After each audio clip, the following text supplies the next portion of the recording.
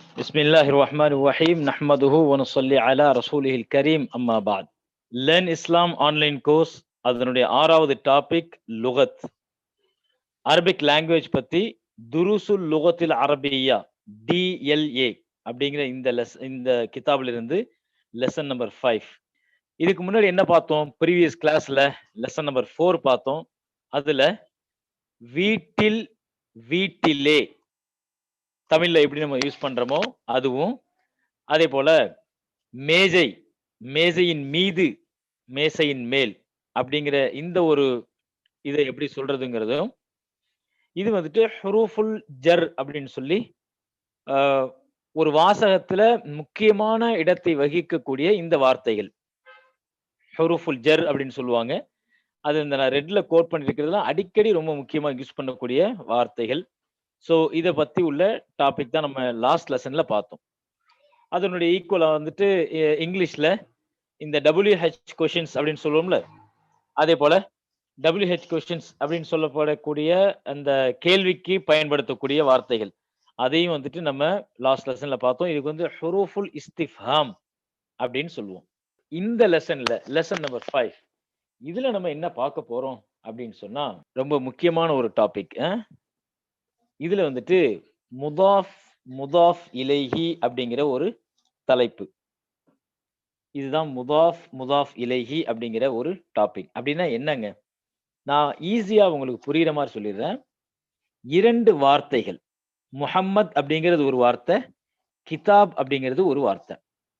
இந்த 2 வார்த்தையையும் சேர்த்து ஒரு சென்டென்ஸ்ல கொண்டு வர்றதா இருந்தா எப்படி கொண்டு வரலாம் அப்படின்னா, பல மாதிரி மெத்தட் இருக்கு. இதுல முக்கியமா இப்ப நம்ம பார்க்க போறது என்ன அப்படின்னு சொன்னா, என்ன மெத்தட்ல கொண்டு வர போறோம் அப்படின்னா, முஹம்மதின் கிதாப், அதாவது முஹம்மதுடைய கிதாப்.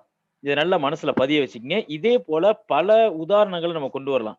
இது குர்ஆன்ல பல இடங்கள்ல இது வருது. அதை நான் சொல்லிடுறேன். உதாரணமா, அஊது பில்லாஹி மினஷ் ஷைத்தானிர் ரஜீம், பிஸ்மில்லாஹிர் ரஹ்மானிர் ரஹீம், அல்ஹம்துலில்லாஹி ரப்பில் ஆலமீன். ரப்பில் ஆலமீன், உலகத்தார்களுடைய ரப்பு, உலகத்தார்களுடைய ரப்பு. அலம் தர கைஃப ஃபஅல ரப்புக, உம்முடைய ரப்பு. ரப்புக்கன்னு அல்லாஹ் தஆலா நபி ஸல்லல்லாஹு அலைஹி வஸல்லம் சொல்றான், உங்களுடைய ரப்பு. சோ இது எல்லாமே இப்ப நம்ம பார்க்கக்கூடிய இந்த முதாஃப் இலைஹி அப்படிங்கிற இந்த டாபிக்ல தான் இந்த இந்த சட்டங்கள் எல்லாமே வருது. சோ சுருக்கமா 2 வார்த்தைகள் இருக்கும். இதுல எப்படி நீங்க முஹம்மத் அப்படிங்கிற வார்த்தையை பாக்குறீங்க, அதே போல கிதாப் அப்படிங்கிற வார்த்தையை பார்க்கணும். இது 2ஐயும் ஒன்னா சேர்த்து நம்ம எப்படி கொண்டு வரோம்? முஹம்மதின் கிதாப், அதாவது இதை கொண்டு வரும் முஹம்மதின் கிதாப் அல்லது முஹம்மதுடைய கிதாப். சோ அந்த மாதிரி முஹம்மதுடைய கிதாப், முஹம்மதின் கிதாப், இப்படிதான் தமிழ்ல கொண்டு வர போறோம். இந்த மாதிரி நீங்க நிறைய சொல்லலாம். வீட்டுடைய கதவு, அதே போல மாணவனுடைய பேனா, என்னுடைய பென்சில். சோ இந்த மாதிரி நம்ம எப்படி வேணாலும் இதை நிறைய யூஸ் பண்ணலாம். இது நிறைய மெத்தட் இருக்கு. இந்த உதாரணங்கள் நம்ம இதுல பார்த்தாலே இன்ஷா அல்லாஹ் நமக்கு அது புரிய வரும். ஓகே, சரி. இப்போ இதை நல்லா நோட் பண்ணுங்க. அரபில இதை நல்லா அப்படியே நோட் பண்ணுங்க. இப்போ முஹம்மத் அப்படின்னு சொன்னோமா, இதுக்கு முஹம்மத். கிதாப் அப்படின்னா புத்தகம், சரியா? கிதாப நான் அப்படியே கிதாப் அப்படின்னு எழுதுறேன். சோ நம்ம என்ன எழுதணும்? முஹம்மதின் கிதாப் அல்லது முஹம்மதுடைய கிதாப் அப்படின்னு இருக்கா? இப்ப 2க்கும் ஒரு வார்த்தை வேணும். முஹம்மத் அப்படிங்கிறது ஒரு வார்த்தை, கிதாப் அப்படிங்கிறது ஒரு வார்த்தை. இதை 2ஐயும் இணைக்கும் போது தமிழ்ல நம்ம எப்படி நினைப்போம்? முஹம்மதின் அல்லது முஹம்மதுடைய அப்படின்னு நினைக்கிறோமா? அரபில எப்படின்னா, இந்த 2 வார்த்தை தனியா வந்துடும். ஃபர்ஸ்ட் கிதாப் அப்படிங்கிற வார்த்தை வந்துடும். அதுக்கு அடுத்தது முஹம்மத் அப்படின்னு கொண்டு வரமா, இங்க நான் இந்த இடத்துல வந்துட்டு கிதாபு கிதாபு அப்படின்னு வரணும் மெயினா, சரியா? கிதாபுன்னு வரணும். இந்த இடத்துல முஹம்மதின் அப்படின்னு கொண்டு வரணும். முஹம்மதின் அப்படிங்கிறது கொண்டு வரணும். இது 2 ரொம்ப முக்கியமானது. இதை நல்ல மனசுல பதிய வச்சுங்க. அடுத்த உதாரணங்கள் போக போக உங்களுக்கு தெரியும். சரி, நான் நேத்தே சொன்னேன், சொட்டு லொட்டுன்னு சொல்லி நேத்தே சொன்னேன். அதாவது simple of the last letter, simple of the last letter of the every word, ஒவ்வொரு வார்த்தையினுடைய கடைசி எழுத்தில் உள்ள அடையாளம். சோ இதுதான கடைசி எழுத்துல உள்ள அடையாளம். இதுதான் இந்த வார்த்தையினுடைய கடைசி எழுத்து, இந்த வார்த்தையினுடைய கடைசி எழுத்து. சோ இந்த அடையாளம் வந்ததுக்கு ஒரு ரீசன் இருக்கு. இந்த அடையாளம் வந்ததுக்கு இந்த கிதாபுன்னு இருக்கா, இதுக்கு ஒரு அடையாளம் வந்ததுக்கு ரீசன் இருக்கு. இதுக்கு ஒரு ரீசன் இருக்கு. சோ கிதாபு முஹம்மதின் அப்படின்னா முஹம்மதுடைய கிதாப் அப்படிங்கிறது இதனுடைய மீனிங். இப்படிதான் இதை உருவாக்கணும். நீங்க இப்போ இன்ஷா அல்லாஹ் நம்ம எக்ஸாம்பிள்ஸ் பார்ப்போம். அதை பார்க்க உங்களுக்கு ஈஸியா புரிய ஆரம்பிச்சிடும். ஓகே, இதை பாத்துங்க. நீங்க தேவைப்பட்டா நீங்க ஜூம் பண்ணிக்கங்க. இப்போ சயீத் அதே போல யாசிர் அப்படிங்கிற 2 பேருக்கு நடுவுல நடக்கக்கூடிய ஒரு கான்வர்சேஷன். சயீத் யாசிர் அப்படிங்கிற 2 பேருக்கு நடக்கக்கூடிய ஒரு கான்வர்சேஷன். இதுல ஃபர்ஸ்ட் இத பாருங்க. சயீத்ங்கிறவர் கேக்குறாரு, அ கிதாபு முஹம்மதின் ஹாதா யா யாசிர். அப்படின்னா நேத்தே சொன்ன கேள்விக்காக உள்ள ஒரு வார்த்தை. அது கேள்வி கேட்கறதுக்காக பயன்படுத்தக்கூடிய ஒரு வார்த்தை. அப்போ கிதாபு முஹம்மதின், முஹம்மதுடைய கிதாபா எது? ஹாதா, இது முஹம்மதுடைய கிதாபா. யா யாசிர் அப்படின்னா யாசிரே, நம்ம சொல்றோம்ல தம்பி யாசிர் அப்படின்னு சொல்றோம்ல, யாசிரே, ஹாமிதே, ரஷீதே அப்படிங்கிறோம்ல, அந்த மாதிரி தான். அதுக்கு தான் இந்த யா அப்படிங்கிறது பயன்படும். யா பயன்படுத்தினோம் அப்படின்னா இது ஹாமிதுடைய கிதாபா, இது சாரி, இது முஹம்மதுடைய கிதாபா அப்படின்னு கேள்வி கேட்கிறாங்க. அதுக்கு யாசிர் பதில் சொல்றாரு அடுத்த வாசகத்துல, லா, இல்லை, ஹாதா, இது கிதாபு ஹாமிதின், ஹாமிதுடைய கிதாப், இது ஹாமிதுடைய கிதாப். இங்க நமக்கு நம்ம நோட் பண்ண வேண்டிய விஷயம் என்னன்னா, இது ஹாமிதுடைய கிதாப். அடுத்தது சயீத் கேட்கிறாரு, ஐன கிதாபு முஹம்மதின் அப்படின்னா முஹம்மதுடைய கிதாபு எங்கே? ஐனன்னா எங்கே? எது? கிதாபு முஹம்மதின், முஹம்மதுடைய கிதாபு எங்கே? அவர் சொல்றாரு, ஹுவ, அந்த கிதாப் இருக்குது, அலல் மக்தபி ஹுனாக்க, அதோ அங்க மேஜையின் மீது உள்ளது. அலல் மக்தப் அப்படின்னா மேஜையின் மீது, அலான்னா மீது, அலல் மக்தபி மேஜையின் மீது, ஹுனாக்கனா அங்க, it is there on the table அப்படின்னு அர்த்தம். It is there on the table. அடுத்தது சயீத் கேட்கிறாரு, ஐன தஃப்தரு அம்மாரின், அம்மாருடைய ரெஜிஸ்டர் எங்கே? தஃப்தர்னா நோட்டுன்னு சொல்லலாம், அல்லது ரெஜிஸ்டர்னு சொல்லலாம், ரெக்கார்ட் நோட்டுன்னு சொல்றோம்ல, அது சொல்லலாம். சோ நமக்கு இங்க தேவை என்ன? அந்த உடைய, அம்மாருடைய அல்லது அம்மாரின் கிதாப் தஃப்தர் எங்கே?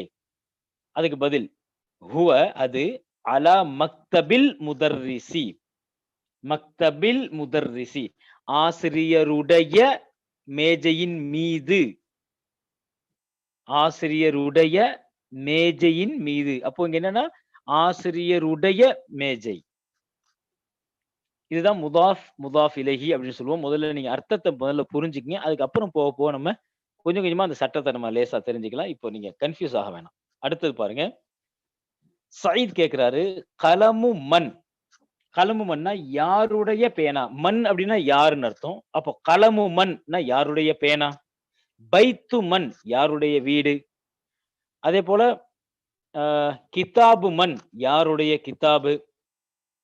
ஜவ்வாலான மொபைல் போனுக்கு சொல்லுவாங்க. ஜவ்வாலத்து மன், யாருடைய போன்? சோ கலமு மன் அப்படின்னா யாருடைய பேனா? ஹாதா, இது யாருடைய பேனா? யா அலி, அலி, இது யாருடைய பேனா? அலி, ஹூஸ் பென் இஸ் திஸ்? அதுக்கு அலி சொல்றாரு, ஹாதா, இது கலமுல் முதர்ரிசி, ஆசிரியருடைய பேனா, இது ஆசிரியருடைய பேனா. சயீத் சொல்றாரு, ஐன ஹகீபத்துல் முதர்ரிசி, ஐன ஹகீபத்துல் முதர்ரிசி, ஆசிரியருடைய ஹகீபா, பேக், ஹகீபான்னா பேக் இருக்குல்ல, இந்த இருக்கு பேக், இந்த பேக் எங்க இருக்கு? ஐனன்னா எங்கே? ஐன ஹகீபத்துல் முதர்ரிசி, ஆசிரியருடைய பேக் எங்க இருக்கு? அலி பதில் சொல்றாங்க, ஹிய தஹ்தல் மக்தபி, தஹ்த அப்படின்னு சொன்னா கீழே அப்படின்னு அர்த்தம். தஹ்தன்னா கீழே அப்படின்னு அர்த்தம். அது வந்து மேஜைக்கு கீழே இருக்கிறது. இப்ப அடுத்த உதாரணம் பாருங்க. இப்போ நம்ம தம்ரீன் நம்பர் 22, சரியா? தம்ரீன் நம்பர் 22, சரி.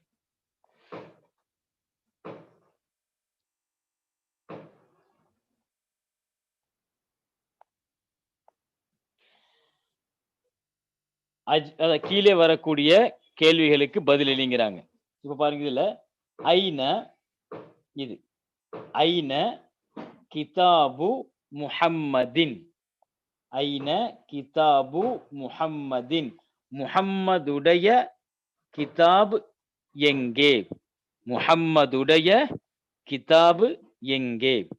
அடுத்த கேள்வி, ஐன கிதாபு அம்மா. இதுக்கெல்லாம் நம்ம பதில் எழுதலாம். ஃபர்ஸ்ட் நம்ம தமிழ்ல முதல்ல, அதான் நான் சொல்றேன், தமிழ்ல முதல்ல யோசிச்சிருங்க. தமிழ்ல யோசிச்சுட்டு அப்புறமா அரபி கொண்டு வாங்க, ஈஸியா இருக்கும்.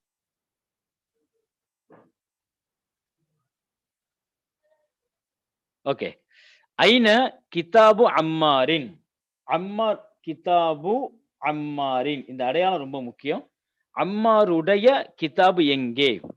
அடுத்த கேள்வி, அப்ப அம்மாருடைய கிதாப் எங்க? ஏதாவது ஒரு பதில் எழுதுங்க. அம்மாவுடைய கிதாப் வீட்ல இருக்கு, அல்லது அம்மாவுடைய கிதாப் மேஜையில இருக்கு, ஏதோ ஒண்ணு. ஐன ஹகீபத்து அல் முதர்ரிசி.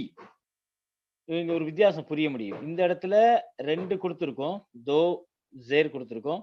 இங்க வந்து 1 தான் குடுத்திருக்கோம். என்ன காரணம்னா, இந்த அலிஃப்லாம் இருக்குல்ல, அலிஃப்லாம் வந்துச்சுன்னா ஒரே 1 தான் வரும். அலிஃப்லாம் இல்ல, இந்த இடத்துல அலிஃப்லாம் இல்ல, அதனால 2 குடுக்குறோம். தோ ஜேர் குடுக்குறோம். சரியா? அது தன்வீன் குடுக்குறோம். சோ அலிஃப்லாம் வந்துச்சு அப்படின்னா கிதாபுன் முஹம்மதுன். கிதாபுன் முஹம்மதுன் 2 வார்த்தை.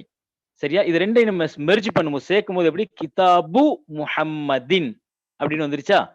ஓகே. இதுதான் உதாரணம். இதே போல கீழே உள்ளதெல்லாம் எழுத சொல்றாங்க. இப்ப அதே பாருங்க. கலமுன் ஹாமிதுன். கலம்னா என்ன? பேனா. ஹாமிதுன் அப்படின்னா என்ன? Hamid is name of person, ஒரு மனிதனுடைய பெயர். அப்ப கலமுன் ஹாமிதுன் அப்படின்னா நம்ம இங்க என்ன கொண்டு வரணும்? ஹாமிதுடைய பேனா. சரியா? அப்ப எப்படி கொண்டு வரணும்? கலமு ஹாமிதின். ஹாமிதுடைய பேனா. ஹாமிதின். நான் உதாரணத்துக்காக அப்படி எழுதுறேன். அதே போல பைத்து அப்பாசுன். பைத்துன் அப்படின்னு இருக்கு, அப்புறம் அப்பாசுன் அப்படின்னு இருக்கா? இதை எப்படி கொண்டு வரணும்? பைத்து அப்பாசின். பைத்து அப்பாசின். அடுத்தது உர்ஃபத்துன் அலியுன். தனித்தனியா இருக்கு. அதை எப்படி கொண்டு வரணும்? உர்ஃபத்து அலியின். ஒரு 2வது வார்த்தையில உள்ள கடைசி லெட்டர்ல என்ன செஞ்சிடணும்? நம்ம வந்துட்டு இந்த மாதிரி தன்வீனை கொண்டு வந்துடணும். சப்போஸ் அலிஃப்லாம் இருந்தா தன்வீனை எடுத்துட்டு ஒரே ஒரு ஹரக்கத் மட்டும் வைக்கணும். அவ்வளவுதான் வித்தியாசம். இப்ப நான் இதை சொல்றேன், அப்படியே நீங்க இதை புரிஞ்சுக்கங்க. நீங்களே இதை மேக் பண்ணிக்கங்க.